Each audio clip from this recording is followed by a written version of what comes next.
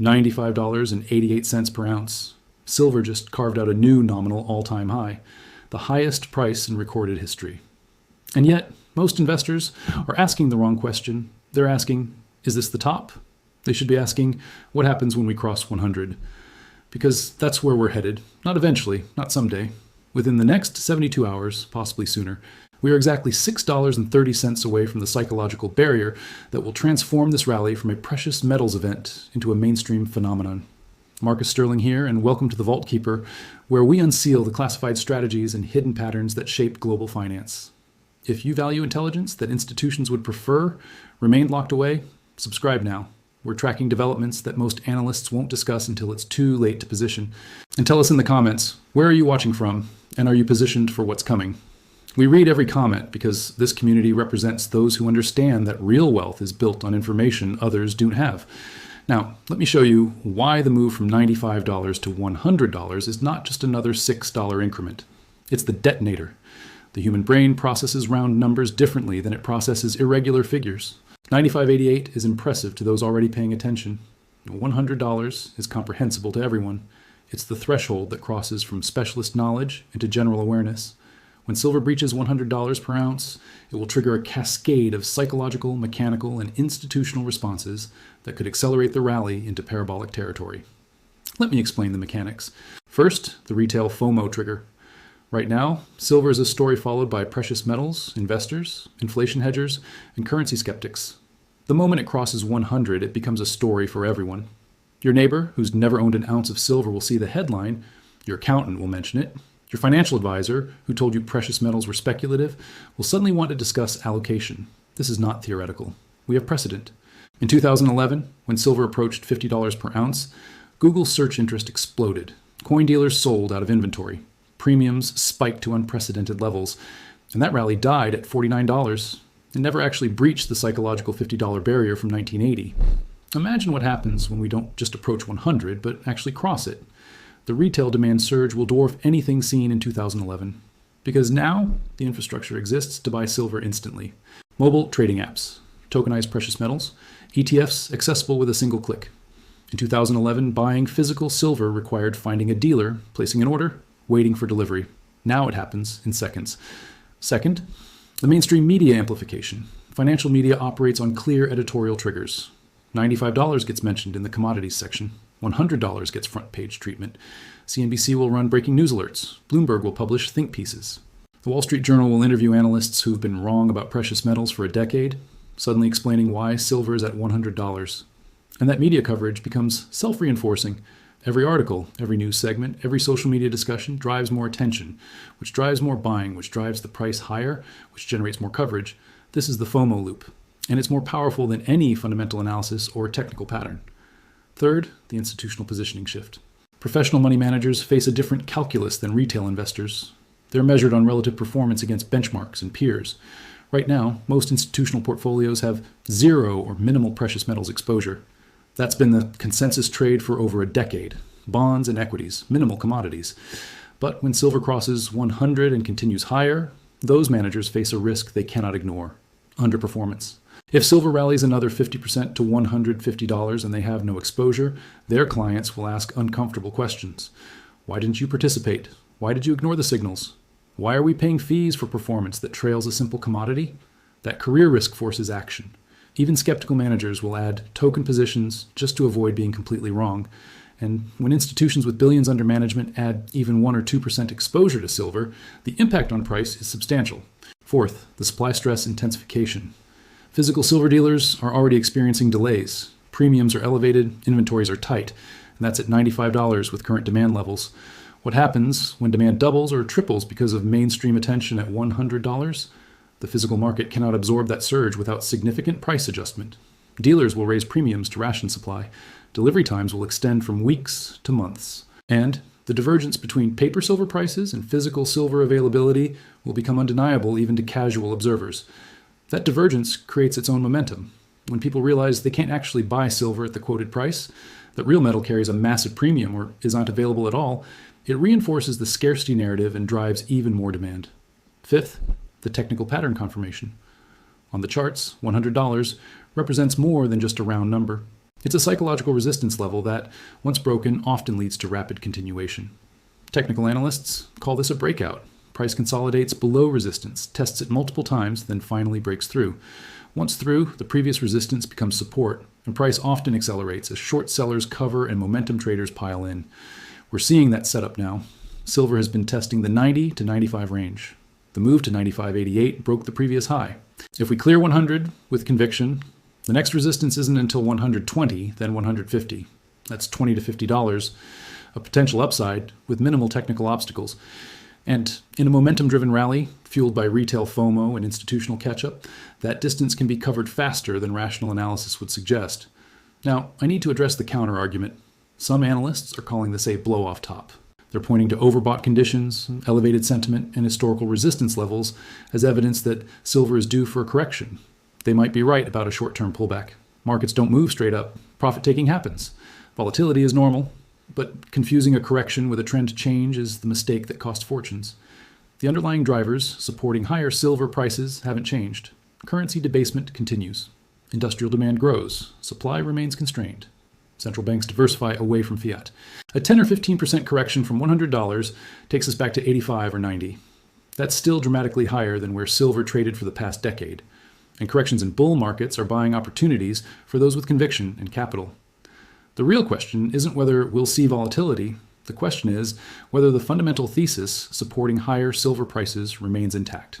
And based on every metric we track, monetary policy, geopolitical fragmentation, supply-demand dynamics, the thesis is stronger now than when silver was at $30. So when we cross 100, don't be surprised by pullbacks.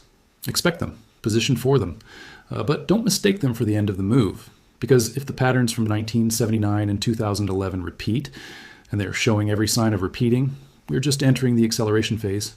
The vault is opening, and what's inside will reshape how wealth is measured in the years ahead.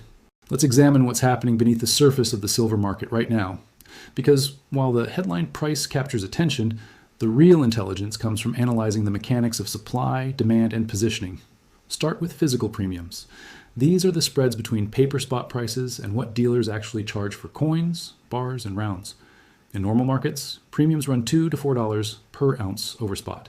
Currently, premiums for popular products like American Silver Eagles are running $8 to $12 over spot. For 1,000-ounce COMEX bars, the institutional wholesale size, premiums that normally do not exist are now appearing as dealers struggle to source metal. This is critical. Premiums expand when physical demand exceeds immediately available supply. And they're expanding now before we've even crossed $100. What happens when mainstream buyers flood the market after 100? Premiums could spike to $15, $20, even $30 over spot. At that point, the paper price becomes almost irrelevant. The real market is the physical market, and it's pricing silver far higher than futures contracts suggest. Now look at ETF flows. The major silver ETFs, SLV, PSLV, others, have been seeing steady inflows for months. But the pace remains measured. Institutional money is accumulating quietly, not panic buying. That changes at 100. When headlines scream about triple-digit silver, when financial advisors start getting client questions, when asset allocators reconsider their commodity exposure, ETF inflows will accelerate dramatically. And unlike physical buying, which can be constrained by dealer inventory, ETF buying is theoretically unlimited. The funds buy futures contracts, take delivery if needed, and issue new shares. As long as buyers want exposure, the ETFs can grow. SLV alone holds over 500 million ounces. If inflows cause that to grow by 10%, 50 million ounces, where does that silver come from? The answer is, price has to rise enough to attract sellers or incentivize new supply. But new supply can't respond quickly. Silver mining is a multi-year process. You can't just open a new mine because price spiked. And 60 to 70% of silver comes as a byproduct of other mining operations. Those operations aren't increasing output just because silver is expensive. So the supply response is muted while demand surges. And in that imbalance, price becomes the only mechanism to clear the market. Next, consider central bank behavior. Central banks don't disclose silver holdings the way they disclose gold, but we can infer activity from trade data and market movements. We know central banks have been accumulating gold at the fastest pace in decades. We know the shift from U.S. treasuries to hard assets is accelerating, and we know that once gold allocation reaches certain levels, diversification logic suggests silver as the next step. Silver offers similar monetary properties to gold, but with more industrial demand, tighter supply, and historically better performance during monetary crises. For a central bank looking to diversify reserves, silver at current prices represents asymmetric opportunity. If even a handful of smaller central banks begin allocating to silver, say 1% of reserves, the impact on available supply would be enormous. These aren't traders looking to flip positions. These are sovereign buyers who accumulate and hold. And if you're finding this analysis valuable, I have a small request. When this video ends, restart it from the beginning and let it play while you continue your day. It helps this intelligence reach others who need to understand what's unfolding, and it allows the vault keeper to remain independent from institutional narratives. Now, back to the countdown. Then there's the gold to silver ratio. This is one of the oldest metrics in financial markets, tracking how many ounces of silver equal 1 ounce of gold. Currently, with gold around $4,600 and silver at 95, the ratio sits near 48 to 1. Historically, that's still elevated. The long-term average is closer to 40 to 1. In periods of monetary stress, it can compress to 20 or 15 to 1. If the ratio simply reverts to 40 and gold stays at 4,600, silver reaches $115. If it compresses to 30, not unprecedented, silver trades at $153. And that assumes gold remains flat, which seems unlikely given that gold just made new all-time highs and shows no signs of slowing. If gold continues to $5,000 and the ratio compresses to 30, silver reaches $166. These aren't wild predictions. They're mathematical outcomes of historical ratio ranges and current gold prices. The ratio matters because it reveals relative value. When silver is cheap relative to gold, it eventually corrects. Not because of manipulation ending or conspiracy theories, but because markets eventually arbitrage relative mispricings. And right now, despite silver's impressive rally, it remains cheap relative to gold on a historical basis. The correction of that relative value could drive silver substantially higher, even if gold consolidates. Now, let's discuss the timeline. Why 72 hours? Why such a specific window? Because momentum is everything in breakouts. Silver is at 95.88. We're $6.30 from 100. At current volatility, silver moves $3 to $5 in a single session. That means we could reach 100 in one strong day. 2 days maximum unless we see a significant pullback. And the longer price consolidates in the 95 range without pulling back, the more energy builds for the next move. Technical traders are watching this closely. Those who sold at 90 are already regretting it. Those waiting for a pullback to 85 are watching silver trade higher without them. That creates FOMO even among professionals. And FOMO in a thin, momentum-driven market like silver can create vertical moves. $5 days become $10 days. The impossible becomes routine. We saw this in 2011. Silver went from 30 to 49 in less than 3 months.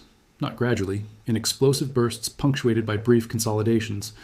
Once the momentum established, the moves became violent and fast. We're seeing early signs of that same pattern now. The breakout from 80 to 95 happened faster than most expected. The move from 95 to 100 could happen even faster. And once through 100, the acceleration could intensify. Because at that point, every psychological barrier is broken. There's no obvious resistance level until 150 or 200. Price discovery enters uncharted territory. That's when the real wealth transfer happens. When the crowd finally realizes what's occurring, price is already at levels that seemed impossible weeks earlier. The people who bought at 30, 50, 70, they capture the majority of the move. Those who wait for confirmation, who need mainstream validation, who demand certainty before acting, they enter at 90, 100, 120.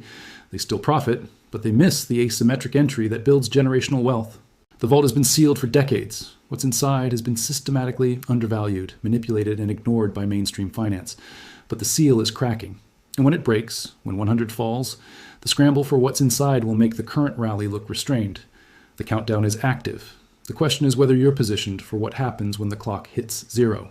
Let me show you what the institutional positioning data reveals. Because while retail investors chase headlines, professional money moves based on data most people never see. The Commitments of Traders Report, COT, published weekly by the CFTC, breaks down who holds what positions in futures markets. Commercial hedgers, large speculators, small traders. Each category reveals different information. In recent weeks, we've seen a notable shift. Commercial shorts, typically the banks and large dealers, have been covering positions, not aggressively, but steadily. They're reducing their bets against higher silver prices. And why does this matter? Because commercials are usually right over longer time frames. They have better information, deeper pockets, and aren't subject to the emotional swings that plague speculators. When commercials cover shorts as price rises, it suggests they're not confident in a reversal. They're protecting themselves against further upside. That's a bullish signal for continuation. Meanwhile, large speculators, the hedge funds and managed money accounts, are increasing long positions, but not to extreme levels yet. There's still capacity for these players to add significantly more. In 2011, speculative longs reached saturation. Everyone who wanted exposure had it. That created the conditions for collapse when sentiment shifted. We're not there yet. Positioning remains constructive for further upside. Small traders, often retail, are participating but not dominating. This is important. Retail FOMO marks tops. When small traders are massively long and commercials are massively short, rallies end. Current positioning shows a healthy bull market in progress, not a blow-off top. The real mania phase, the phase where taxi drivers give silver tips and neighbors ask how to buy, that hasn't started. And it won't start until we cross 100. Now consider the supply side in more detail. Silver mining production has been essentially flat for years. Despite higher prices, new supply isn't flooding the market. Why? Because most new silver comes from polymetallic mines where silver is a byproduct. Zinc mines, copper mines, lead mines, they're not drilling for silver specifically. So when silver prices rise, it doesn't incentivize new silver production the way higher oil prices incentivize new drilling. The primary silver mines that do exist face rising costs: energy, labor, regulatory compliance, permitting delays. Mining is becoming more expensive even as ore grades decline. Many deposits that would be profitable at $100 silver aren't profitable at $30 or $50. So the supply response to higher prices is slow and limited. Meanwhile, demand is accelerating across multiple categories simultaneously. Industrial demand remains robust. Solar panels, electronics, electric vehicles, 5G infrastructure, medical applications, all require silver and none have viable substitutes at scale. This demand is price inelastic. A solar panel manufacturer doesn't stop buying silver because it's expensive. They pass costs to consumers or absorb them. Investment demand is just beginning to accelerate. Retail buying is up, but not at mania levels. Institutional allocation is minimal but growing. Central bank activity is opaque but likely increasing. And then there's the wild card. Tokenization, the ability to buy fractional ownership of physical silver via blockchain tokens, removes barriers that previously limited participation. You don't need to store metal. You don't need thousands of dollars. You can buy $50 worth of silver tokens from your phone. When this technology scales, and it's scaling now, it democratizes access to silver investment in ways that didn't exist during previous rallies. The potential demand from millions of small buyers, each allocating modest amounts, could dwarf traditional investment channels. Put it all together: limited supply, growing industrial demand, accelerating investment demand, new technological access, institutional catch-up, potential central bank buying. Every driver points the same direction. Higher prices are the only mechanism to balance this equation. But let's address the skeptic's best argument: historical resistance. Silver has failed to sustain levels above $50 twice. In 1980 and 2011, it spiked briefly, then collapsed. Why would this time be different? Fair question. The answer lies in context. In 1980, silver's spike was driven primarily by the Hunt brothers' attempt to corner the market. They accumulated massive positions using leverage, driving price to $50. When regulators intervened and margin requirements increased, the scheme collapsed. The rally was artificial, driven by manipulation rather than fundamentals. In 2011, silver rallied alongside a broader commodity boom and post-financial crisis fear. But the fundamentals were different. Industrial demand was lower. The investment thesis was less developed. And crucially, the monetary response was different. Central banks still trusted fiat currencies and sovereign debt. Now, in 2026, we have genuine fundamental drivers. Industrial demand has structurized silver as critical infrastructure material. The monetary system is under stress that makes 2011 look quaint. Trust in fiat is eroding at institutional levels, not just among retail gold bugs. China dumping $688 billion in treasuries. Central banks holding more gold than U.S. debt for the first time in 45 years. Fiscal deficits that can only be monetized through inflation. These are not temporary phenomena. The context supporting triple-digit silver is fundamentally different from previous episodes. This isn't a squeeze, it's not manipulation. It's repricing based on structural shifts in the global monetary and industrial order, and that repricing doesn't end at 100. It might not end at 150 or 200. Because the forces driving it, currency debasement, geopolitical fragmentation, resource nationalism, supply constraints, those forces are multi-year dynamics, not multi-week speculative fevers. Historical resistance matters in normal markets, but we're not in a normal market. We're in a transition phase where old assumptions about value and risk are being rewritten.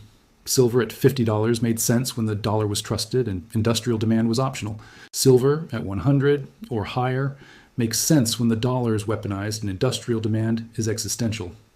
The pattern traders who see resistance at previous highs are fighting the last war. They're applying frameworks from stable monetary regimes to an environment where monetary stability is breaking down. And while they wait for confirmations that won't come, while they demand impossible levels of certainty, the opportunity will move past them.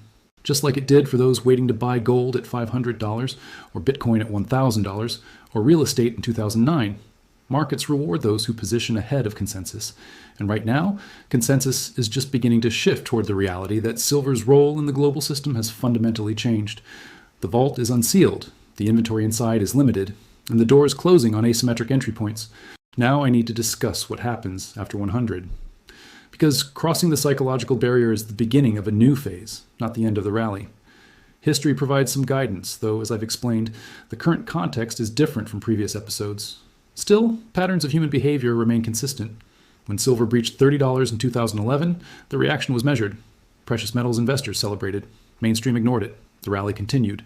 At $40, attention increased. Financial media started covering it. Analysts issued opinions. But it still felt like a niche story.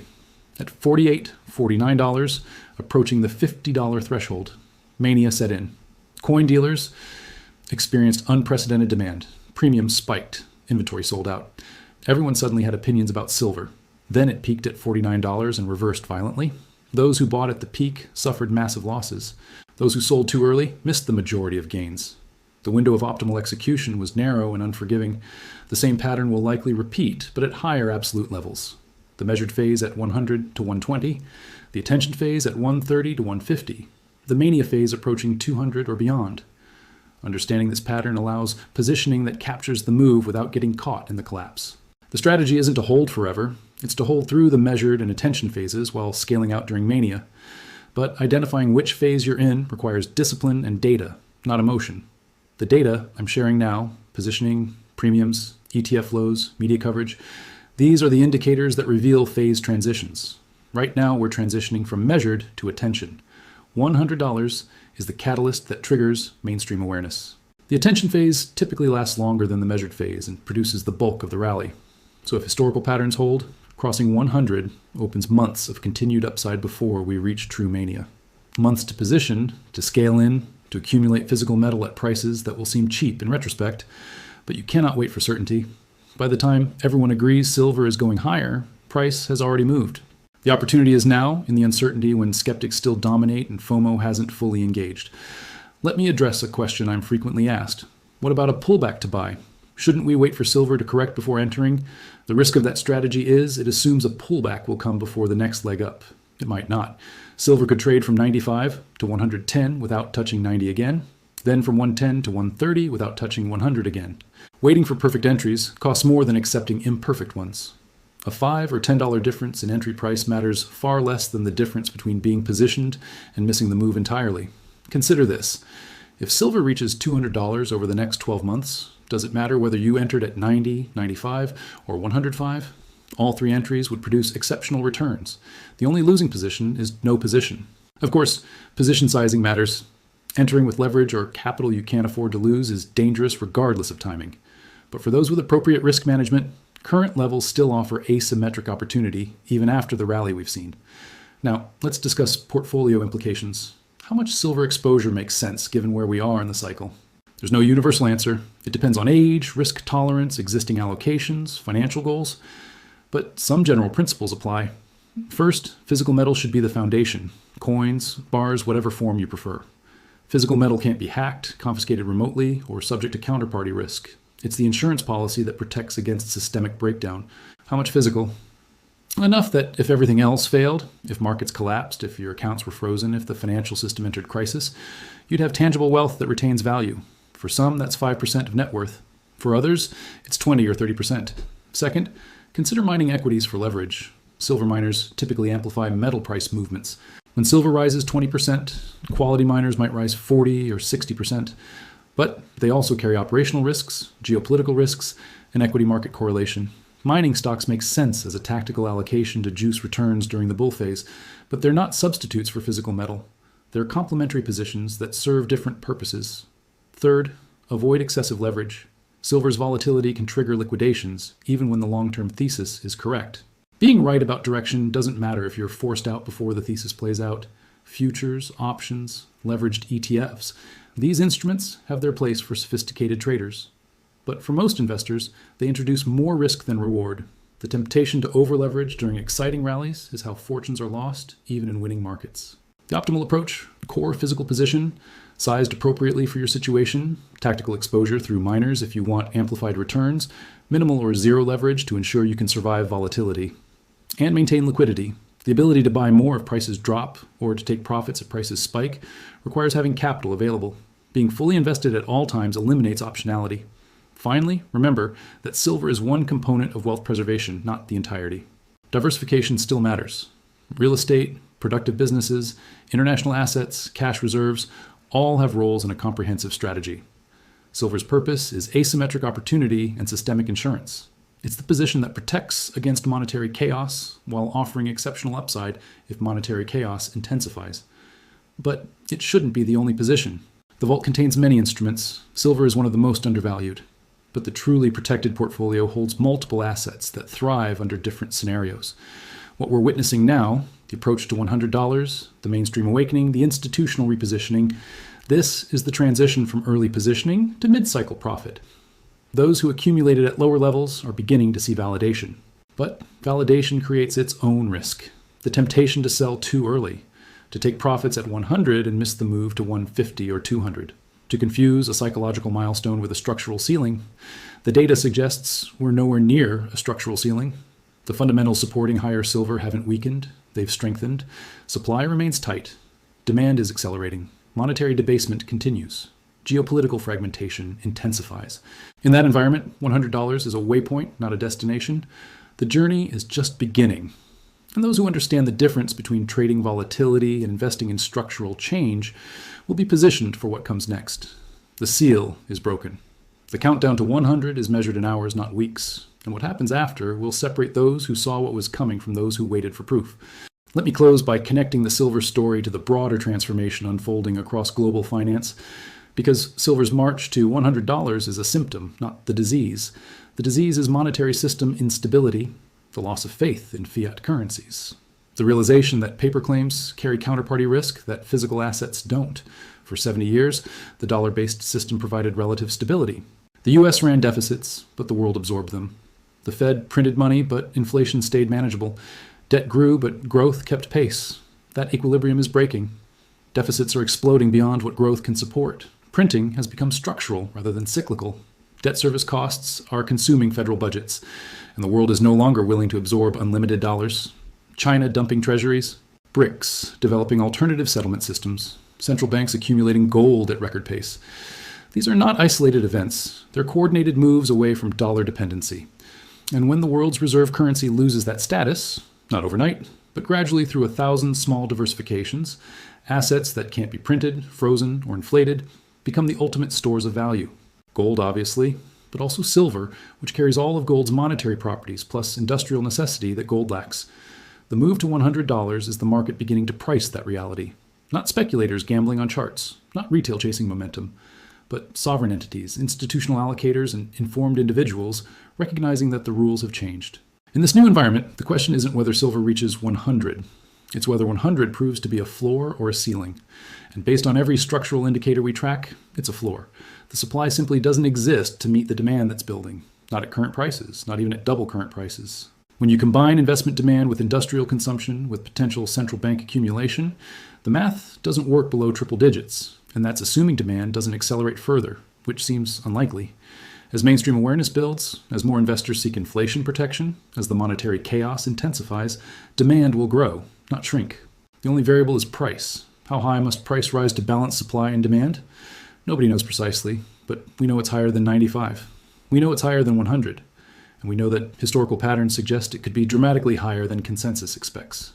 $200? Possible. 300? Can't be ruled out. The inflation-adjusted all-time high from 1980 is $194. If we match that in today's dollars, we're barely halfway there at 100. And if the monetary situation deteriorates further, if we see genuine currency crisis, if de-dollarization accelerates, if inflation breaks containment, silver's monetary premium could drive prices well beyond inflation-adjusted historical peaks. I'm not predicting specific targets. I'm explaining the forces at work and the logical outcomes if those forces continue. The forces are real. The outcomes are mathematically inevitable unless something fundamental changes. What could change? Dramatic fiscal responsibility that restores faith in currencies. Technological breakthrough that eliminates silver from industrial applications. Major new supply discoveries that flood the market. Geopolitical reconciliation that reduces safe haven demand. Assess the probability of those scenarios yourself. They range from unlikely to impossible in the current political and economic environment. The more probable scenario is continuation and acceleration of existing trends. More spending, more printing, more geopolitical tension, more demand for tangible assets. In that scenario, silver at 100 is cheap. It's the last chance to position before the move becomes undeniable to everyone. Before headlines scream about triple-digit precious metals. Before your financial advisor calls suggesting you add exposure. The vault has been unsealed for those paying attention. The classified data is available to those who know where to look. The patterns are clear to those trained to see them. $100 is 72 hours away, give or take. What comes after is measured in months and years, and the wealth transfer that occurs during that period will be studied by historians, trying to understand how value moved from those who trusted paper to those who held metal. You're watching this because you understand that the financial narratives we're told do not always match the financial realities we experience, that institutions have incentives to maintain narratives even when those narratives are failing.